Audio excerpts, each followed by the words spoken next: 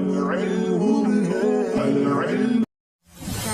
القرآن يوحدنا لطريق الخير يوجهنا الله تعالى أنزله ورسول الله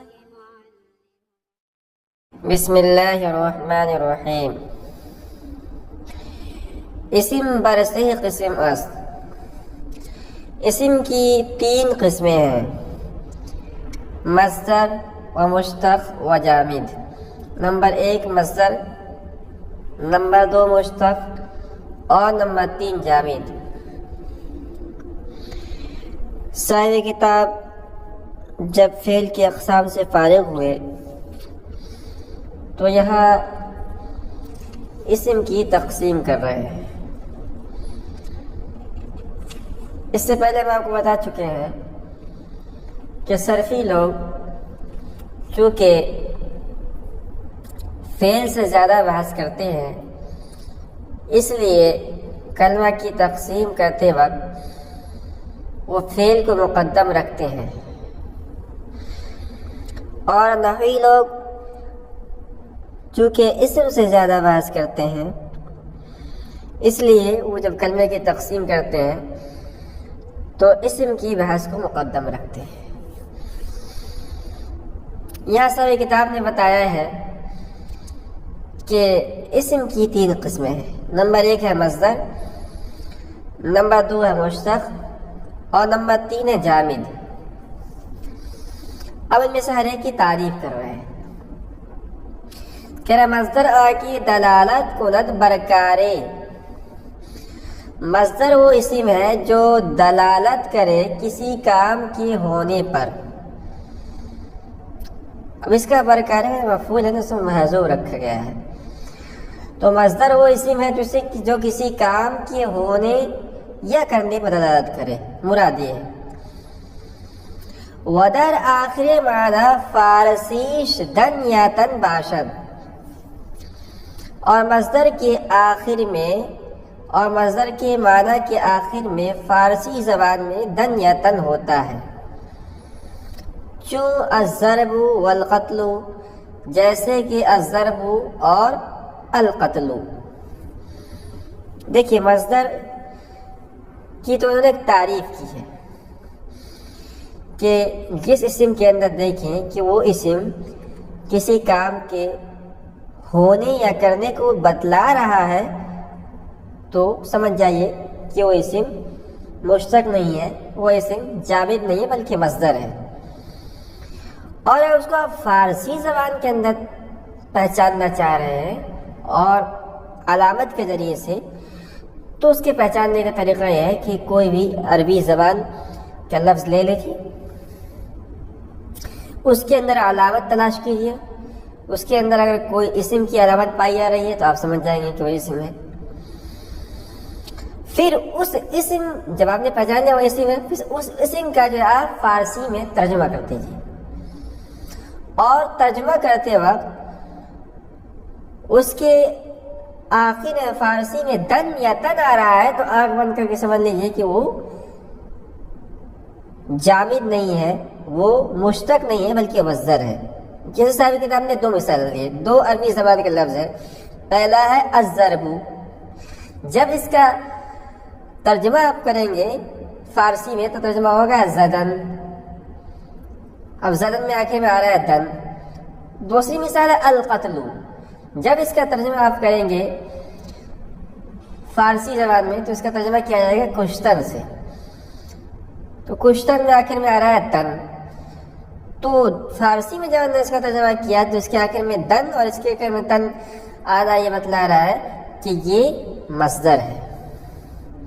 اب چونکہ ہمارے زبان میں فارسی کو اتنا زیادہ رواج نہیں ہے تو اردو میں اگر آپ اس کو پہچاننا چاہ رہے ہیں تو سب سے پہلے کوئی بھی عربی زبان کا لفظ لیجیے، اس میں دیکھیے اسم کی علامت پائی جا رہی ہے. یعنی جب آپ کنفرم کر لیں کہ وہ اسم ہے پھر اس کا آپ جو ہے اردو میں ترجمہ کیجیے. اور اگر اس کے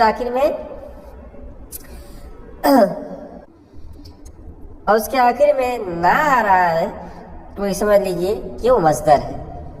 بات یہاں پوری ہو گئی. دوسری قسم اور مشتق آ کے برآوردہ شدہ باشد، مشتق وہ اسم ہے جو کسی فعل سے برآوردہ کے معنی ہے بنایا گیا، اور مشتق آ کے برآوردہ شدہ باشد از فعل، مشتق وہ اسم ہے جو کسی فعل سے بنایا گیا ہو۔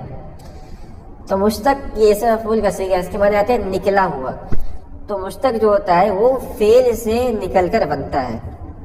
چو ضارب و منصر، جیسے کہ ضارب اور منصر یا منصر دونوں پڑھ سکتے ہیں اس کو۔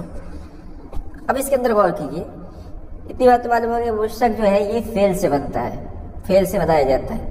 مثال سمجھیے، ضارب یہ کیا ہے؟ اس میں فاعل کا صیغہ ہے، اور اس میں فاعل ہونے کے ساتھ ساتھ اس کو ہم کہہ سکتے ہیں مشتق۔ کیوں مشتق ہے؟ اس لیے کہ ضارب جو ہے ایک فعل یعنی یضرب سے بنا ہے۔ یضرب فعل مضارع سے، ضارب اس میں فاعل، آپ پڑھیں گے آگے چل کے جو اس میں فاعل فعل مضارع سے بنتا ہے۔ تو یضرب سے ضارب یہ نکلا ہوا ہے، بنایا گیا ہے، اس لیے یہ مشتق ہے۔ اسی طرح منصر یا منصر یہ ینصر فعل مضارع سے بنایا گیا ہے، اس لیے مشتق ہے۔ تیسری قسم، و جامد آ کے نہ مصدر باشد و نہ مشتق، جامد وہ اسم ہے جو نہ مصدر ہو اور نہ مشتق ہو۔ تو جیسے ہم نے اسم کلمہ کی تقسیم کے اندر حرف کی علامت پڑھا کہ حرف کی علامت کیا ہے؟ جس کے اندر نہ اسم کی علامت ہو نہ فعل کی علامت ہو وہ حرف ہوگا۔ اسی طرح جو اسم مصدر نہیں ہوگا، جو اسم مشتق نہیں ہوگا وہ کیا ہوگا؟ جامد ہوگا۔ تو جامد آ کے نہ مصدر باشد نہ مشتق، جامد وہ اسم ہے جو نہ مصدر ہو نہ مشتق ہو۔ چو رجل، جیسے کہ رجل، و جعفر اور جعفر۔ بات یہاں پوری ہو گئی۔ آگے کہہ رہے ہیں کہ مصدر و مشتق مثل فعل خود ثلاثی و رباعی مجرد و مزید فی باشد۔ اب دیکھیے فعل کے متعلق آپ نے جو ہے پڑھا کہ فعل کی جو ہے مختلف حیثیتوں سے مختلف اقسام ہے۔ ایک قسم ہے ثلاثی رباعی۔ تو کہہ رہے ہیں کہ مصدر اور مشتق چونکہ ان کا تعلق فعل سے ہوتا ہے تو یہ بھی فعل کی طرح ثلاثی اور رباعی ہوتے ہیں۔ مصدر و مشتق مثل فعل خود، مصدر و مشتق اپنے فعل کی طرح ثلاثی اور رباعی، ثلاثی بھی ہوتے ہیں اور رباعی بھی ہوتے ہیں۔ مجرد و مزید فی باشد، مجرد بھی ہوتے ہیں اور مزید فی بھی ہوتے ہیں۔ وہم اقسام دہ گانا صحیح وغیرہ منقسم می شود، نیز مذکورہ بالا 10 قسموں کی طرح صحیح وغیرہ میں منقسم ہوتے ہیں۔ تو جو ہم نے اس سے پہلے 7 اقسام کو بیان کیا تھا جو اصل میں 10 قسم تھے، تو مصدر و مشتق بھی وہ ہوتے ہیں۔ خلاصہ یہ ہے کہ چونکہ فعل کی طرح ہوتے ہیں مصدر و مشتق، اس لیے فعل کی جو قسمیں ہیں ان کی طرح بھی منقسم ہوتے ہیں، جیسا کہ آپ جانیں گے۔ بات یہاں پوری ہو گئی۔ کہہ رہا وہ جامد پا اعتبار تعداد حروف یا ثلاثی می باشد،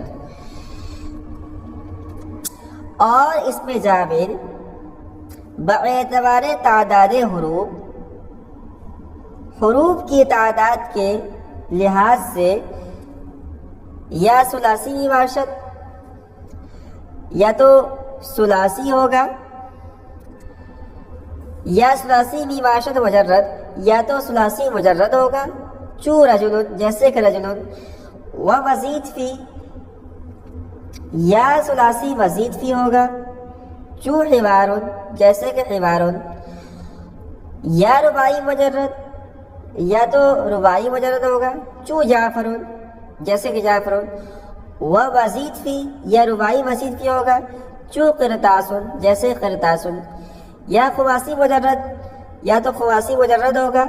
چو سفر جلن، جیسے کہ سفر جلن، و مزید فی، یا خماسی مزید فی ہوگا۔ چو قبع سرا، جیسے کہ قبع سرا۔ و باعتبار انواع حروف، اور حروف کے اقسام کے اعتبار سے باقسامہ تہگانہ منقسم می شود، مذکورہ 10 قسموں کی طرف منقسم بھی ہوتا ہے۔ تو جامد